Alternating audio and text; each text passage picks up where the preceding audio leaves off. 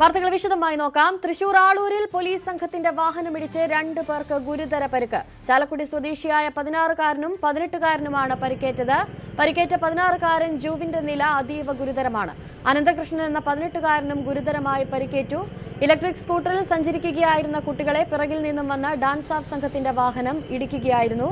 ഗുരുതരമായി പരിക്കേറ്റവരെ എറണാകുളത്തെ സ്വകാര്യ ആശുപത്രിയിൽ പ്രവേശിപ്പിച്ചിട്ടുണ്ട്.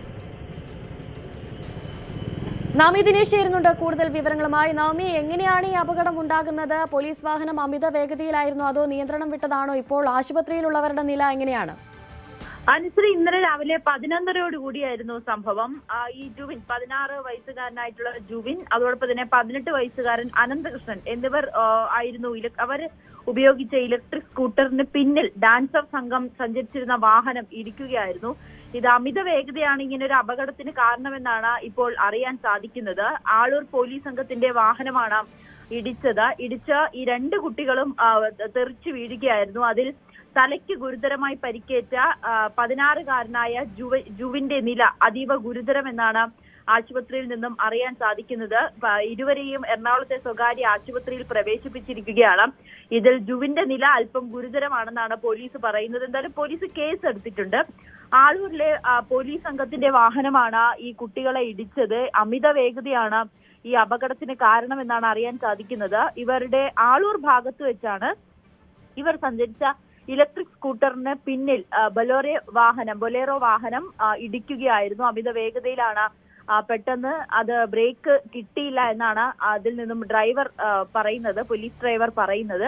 എന്തായാലും പോലീസ് കേസ് എടുത്തിട്ടുണ്ട്, അന്വേഷണം ആരംഭിച്ചിട്ടുണ്ട്. ഇതിപ്പോൾ 16 വയസ്സുകാരനായ ജുവിന്റെ ആരോഗ്യനില അല്പം ഗുരുതരവുമാണ്. ശരി നവമി, ഈ കുട്ടികളുടെ നില ഗുരുതരമെന്ന് പറയുമ്പോൾ ഡോക്ടർമാരുടെ ഭാഗത്തു നിന്നുണ്ടാകുന്ന വിശദീകരണം അതെന്തൊക്കെയാണെന്ന തരത്തിലുള്ള വിവരങ്ങളുണ്ടോ?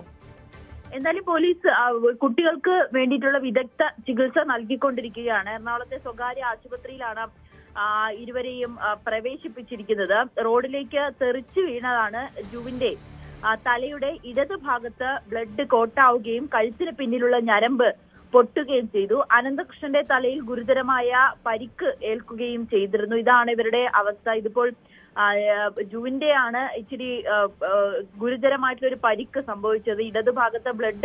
തലയുടെ ഇടതുഭാഗത്തെ ബ്ലഡ് ക്ലോട്ടായി. അതോടൊപ്പം തന്നെ കഴുത്തിന് പുറകിലുള്ള ഞരമ്പ് പൊട്ടുകയും ചെയ്തു. ആ തെറിച്ചു വീണതിൽ സംഭവിച്ചതാണ്. എന്തായാലും ഡോക്ടർമാർ വിദഗ്ധ ചികിത്സ തന്നെയാണ് ജുവിന് നൽകിക്കൊണ്ടിരിക്കുന്നത്.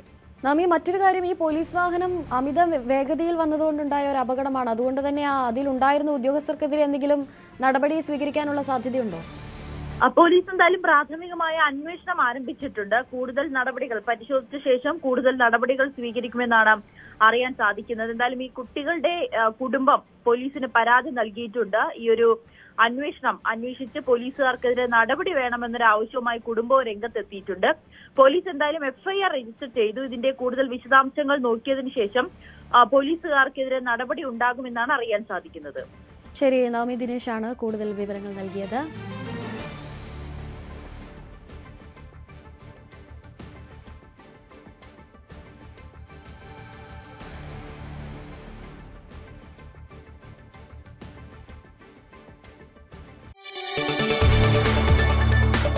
കൂടുതൽ വാർത്തകൾക്ക് News 18 Keralam youtube channel subscribe ചെയ്യുക.